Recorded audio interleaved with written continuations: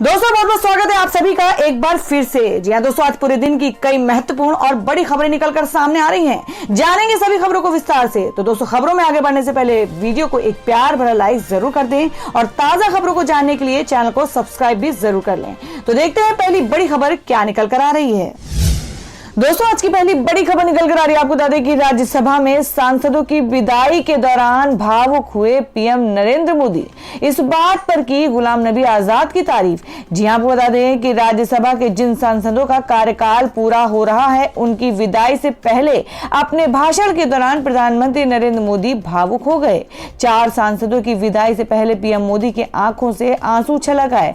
विदा होने वाले सांसदों के भावुक प्रधानमंत्री नरेंद्र मोदी ने जमकर तारीफ की। विपक्ष के नेता गुलाम नबी आजाद की जमकर तारीफ करते हुए पीएम मोदी ने कहा कि जो व्यक्ति बतौर विपक्ष के नेता गुलाम नबी आजाद की जगह लेगा, उसके लिए आजाद जी का स्तर बना पाना काफी मुश्किल होगा, क्योंकि गुलाम नबी आजाद न सिर्फ पार्टी के लिए चिंतित रहते थे, बल्कि वो देश और सदन के बारे में भी सोचते थे।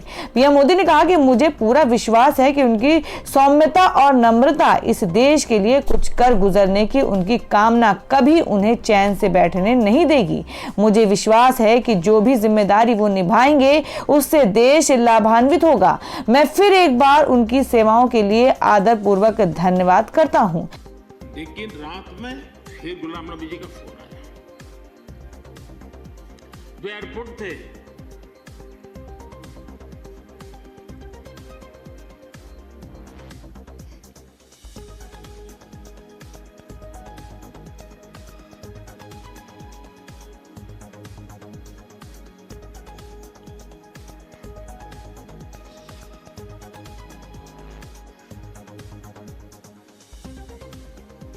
एयरपोर्ट से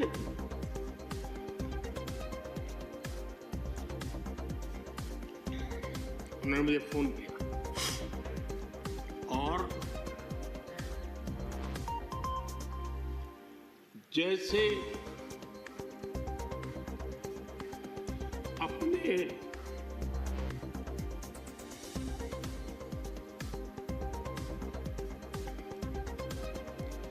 परिवार के सदस्य की चिंता करें,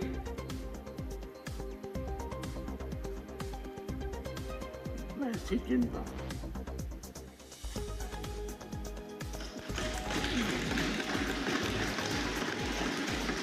और वहीं अगली खबर बता दी कि राज्यसभा में विदाई भाषण के दौरान भावुक हुए गुलाम नबी आजाद। कहा, हिंदुस्तानी मुसलमान होने पर है गर्व। जी हां, आपको बता दें कि राज्यसभा में कल सांसद गुलाम नबी आजाद सहित 4 सांसदों का कार्यकाल पूरा हो गया है। प्रधानमंत्री नरेंद्र मोदी ने मंगलवार को सदन में फेयरवेल स्पीच दी। प्रधानमंत्री उनकी तारीफ करते हुए राज्यसभा में भावुक हुए। वहीं अपने विदाई भाषण में कांग्रेस सांसद गुलाम नबी आजाद भी आंखों से आंसू नहीं रोक पाए। उन्होंने कहा कि मैं उन सौभाग्यशाली लोगों में से हूं जो कभी पाकिस्तान नहीं गए। उन्होंने सदन में बताया कि जब मैं पाकिस्तान में परिस्थितियों के बारे में पढ़ता हूं, तो मुझे एक हिंदुस्तानी मुस्लिम होने पर गर्व महसूस होता है। राज्यसभा में पीएम नरेंद्र मोदी के बाद कांग्रेस सांसद गुलाम नबी आजाद भी भावुक हो गए। मैं तो आजादी के बाद पैदा हुआ, लेकिन आज गूगल के जरिए मैं पढ़ता हूं, देखता हूं, सुनता हूं, यूट्यूब के जरिए पढ़ता हूं। मैं उन खुशकिस्मत लोगों में हूं जो पाकिस्तान कभी नहीं गया। लेकिन जब मैं पढ़ता हूं कि वहां किस तरह के हालात हैं पाकिस्तान के अंदर, तो मुझे गौरव महसूस होता है, मुझे फख्र महसूस होता है कि हम हिंदुस्तानी मुसलमान हैं। और दोस्तों में अगली खबर निकल कर आ रही है, जिसमें आपको बता दें कि पीएम मोदी के आंदोलन जीवी वाले बयान पर टिकैत का तंज। कहा, हम आंदोलन करते हैं, जुमलेबाजी नहीं। जी आपको बता दें कि प्रधानमंत्री नरेंद्र मोदी ने सोमवार को राज्यसभा में एक बयान दिया था, जिसके बाद राजनीति गर्म हो गई। किसानों के आंदोलन पर निशाना साधते हुए पीएम मोदी ने कहा था कि देश में एक नई जमात पैदा हो गई है। आंदोलन जीवी प्राणी हर बात पर धरने पर बैठ जाते हैं। जिस पर प्रतिक्रिया देते हुए किसान नेता राकेश टिकैत ने तंज कसा। आपको बता दें कि टिकैत ने मंगलवार को कहा, प्रधानमंत्री ने जो आंदोलन जीवी कहा है, हम आंदोलन करते हैं, हम जुमलेबाज तो नहीं है। एमएसपी पर कानून बनना चाहिए, वो नहीं बन रहा। तीनों काले कानून खत्म नहीं हो रहे हैं। प्रधानमंत्री जी ने 2011 में कहा था कि देश में एमएसपी पर कानून बनेगा, ये जुमलेबाजी थी। राज्यसभा में पीएम मोदी ने किसानों से अपील की थी। प्रधानमंत्री नरेंद्र मोदी ने राज्यसभा में कहा कि हमें एक बार देखना चाहिए कि कृषि परिवर्तन से बदलाव होता है कि नहीं। कोई कमी हो तो उसे ठीक करेंगे, कोई ढिलाई हो तो उसे कसेंगे। मैं विश्वास दिलाता हूं कि मंडियां और अधिक आधुनिक बनेंगी। एमएसपी है, एमएसपी था और एमएसपी रहेगा। किसान आंदोलन को लेकर प्रधानमंत्री नरेंद्र मोदी ने कहा कि किसान आंदोलन पर सभी बात कर रहे हैं, लेकिन सदन में किसी ने यह नहीं बताया कि किसान आंदोलन क्यों हो रहा है। आंदोलन की मूल बातों पर चर्चा होनी चाहिए। उन्होंने कहा कि 86% किसानों के पास 2 हेक्टेयर से कम जमीन है। पहले छोटे किसानों को कर्ज माफी का फायदा नहीं मिलता था। और दोस्तों मैं अगली खबर में आपको बता दूं जो कि ट्रैक्टर परेड हिंसा को लेकर है, जिसमें सुप्रीम कोर्ट ने शशि थरूर, राजीव सरदेसाई की गिरफ्तारी पर लगाई रोक। जी हां, हम बात कर रहे हैं कि सुप्रीम कोर्ट ने 26 जनवरी की हिंसा के दौरान ट्वीट कर कथित तौर पर लोगों को भ्रमित करने के मामले में दर्ज प्राथमिकी में सांसद शशि थरूर एवं अन्य की गिरफ्तारी पर रोक लगा दी है। हिंसा के दौरान एक प्रदर्शनकारी की मौत पर ट्वीट करने के मामले में कांग्रेस नेता शशि थरूर और वरिष्ठ पत्रकार राजीव सरदेसाई के खिलाफ एफआईआर दर्ज की गई थी। उन्होंने सुप्रीम कोर्ट का दरवाजा खटखटाया था। सीजेआई एसए बोबडे की अध्यक्षता वाली पीठ ने थरूर, सरदेसाई और पत्रकार मृणाल पांडे, जफर आगा, परेश नाथ, विनोद के जोश और अनंतनाथ की याचिका पर केंद्र व अन्य को नोटिस जारी कर उनका जवाब मांगा है। पीठ ने जब कहा कि वह इस मामले में नोटिस जारी कर रही है, तो थरूर की तरफ से पेश हुए वरिष्ठ अधिवक्ता कपिल सिब्बल ने कहा कि तब तक याचिकाकर्ताओं के खिलाफ कोई दंडात्मक कार्रवाई न किए जाने का आदेश दिया जाए। पीठ ने इस पर कहा कि कुछ नहीं होने जा रहा है, खतरा कहां है। बेंच में सीजेआई के अलावा न्यायमूर्ति एएस बोपन्ना और न्यायमूर्ति वी रास सुब्रमण्यम भी शामिल हैं। पीठ ने कहा कि हम 2 हफ्ते बाद आपको सुनेंगे और इस बीच गिरफ्तारी पर रोक रहेगी। दिल्ली पुलिस ने 30 जनवरी को थरूर, सरदेसाई और अन्य के खिलाफ मामला दर्ज किया था। इससे पहले थरूर और 6 पत्रकारों के खिलाफ नोएडा पुलिस ने कथित राजद्रोह समेत विभिन्न धाराओं में मुकदमा दर्ज किया था। और दोस्तों मैं अगली बड़ी खबर में आपको बता दें, जिसमें राज्यसभा में बोले रामदास अठावले, कहा गुलाम नबी जी, अगर कांग्रेस आपको सदन में नहीं लाएगी तो हम तैयार हैं। जी आपको बता दें कि जम्मू कश्मीर के 4 राज्यसभा सांसदों का कार्यकाल खत्म हो रहा है। मंगलवार को राज्यसभा में कांग्रेस व जम्मू कश्मीर के बड़े नेता गुलाम नबी आजाद के विदाई समारोह के दौरान भाजपा की सहयोगी party Republic party of India Athawale के अध्यक्ष और राज्यसभा सांसद रामदास अठावले ने कांग्रेस नेता गुलाम नबी आजाद के लिए कुछ ऐसा कह डाला जिससे सुनकर पक्ष विपक्ष के सभी लोग भावुक हो गए। दरअसल राज्यसभा में मंगलवार को कांग्रेस सांसद गुलाम नबी आजाद का विदाई समारोह चल रहा था, जिसमें रामदास अठावले ने कहा, गुलाम नबी आजाद जी, आपको इस सदन में फिर से वापस आना चाहिए। यदि कांग्रेस आपको वापस नहीं लाती तो हम आपको वापस लाने के लिए तैयार हैं। उनकी इस बात को सुनकर सदन में बैठे सभी लोग भावुक हो गए। वहीं गुलाम नबी आजाद की विदाई समारोह में प्रधानमंत्री नरेंद्र मोदी भी कांग्रेस नेता की जमकर तारीफ की। तो दोस्तों खबरों में आगे बढ़ने से पहले जान लेते हैं आज के माइंड क्विज के सवाल को। आज का सवाल है, आपको बताना है कि हरियाणा के मुख्यमंत्री का क्या नाम है।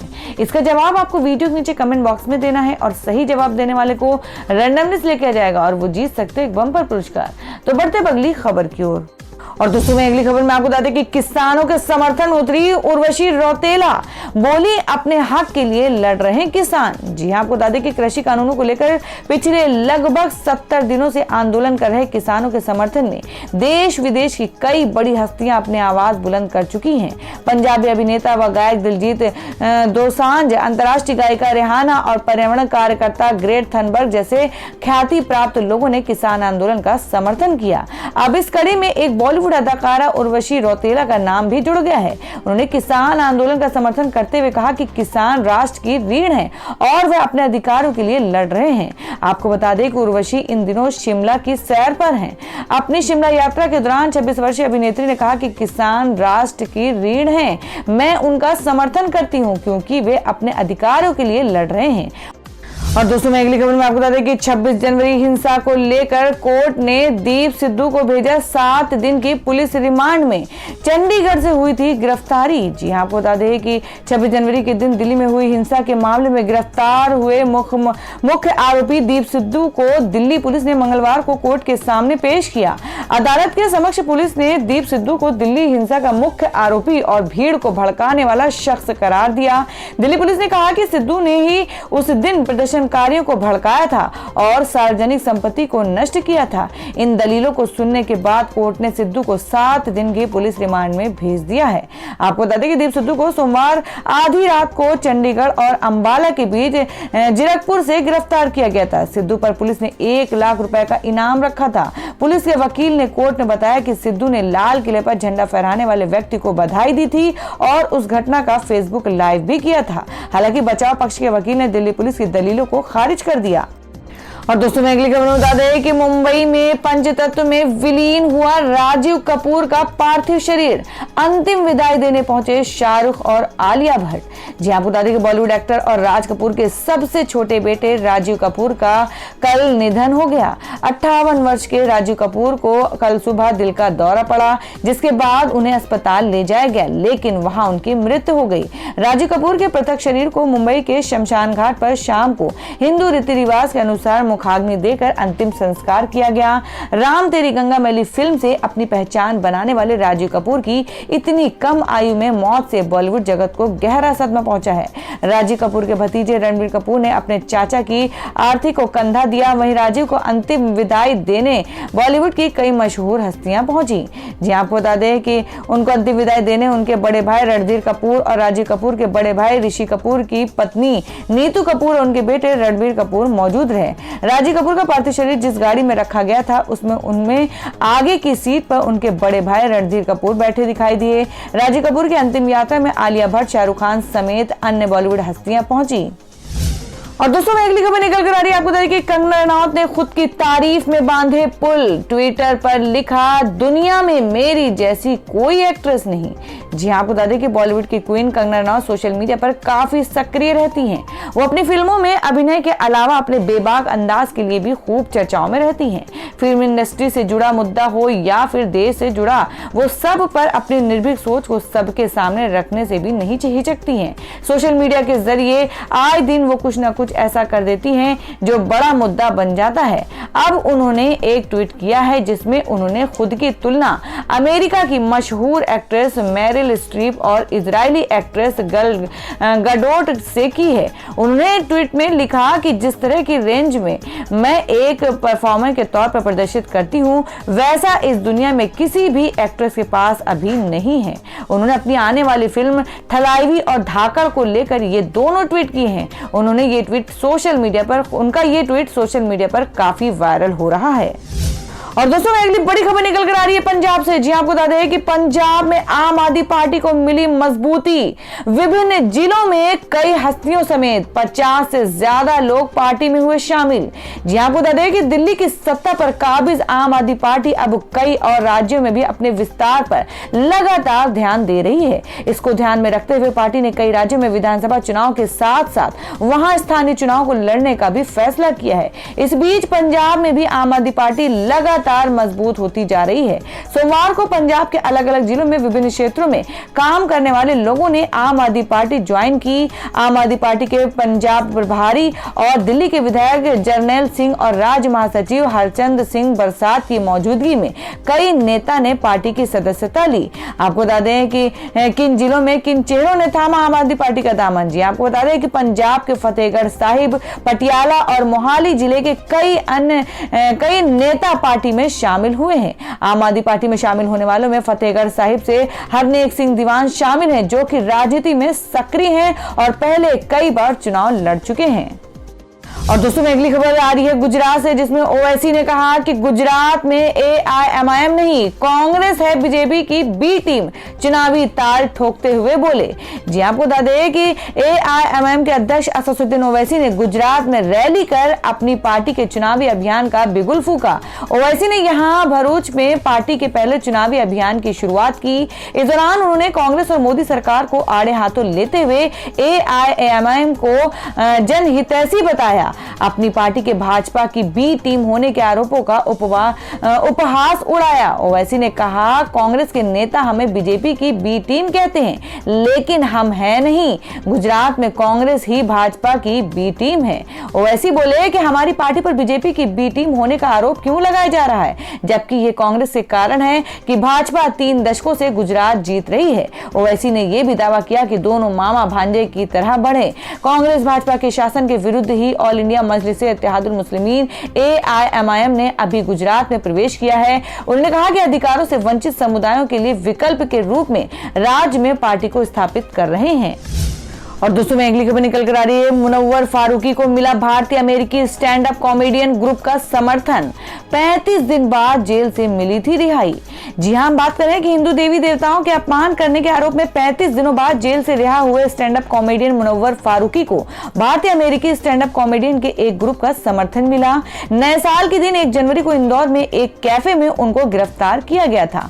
सुप्रीम कोर्ट की ओर से अंतरिम जमानत दिए जाने के बाद उन्हें शनिवार देर रात इंदौर सेंट्रल जेल से रिहा कर दिया गया। अपनी रिहाई के बाद फारूकी ने एक वीडियो मैसेज भी दिया था, जिसमें उन्होंने कहा कि मैं अब इस मामले पर टिप्पणी नहीं करना चाहता, लेकिन मुझे न्यायपालिका पर पूरा भरोसा है और मुझे न्याय मिलने की उम्मीद है। अब भारतीय अमेरिकी स्टैंड अप कॉमेडियन के एक ग्रुप ने उनका समर्थन करते हुए फारूकी की गिरफ्तारी को अन्यायपूर्ण और अभिव्यक्ति की स्वतंत्रता के खिलाफ बताया।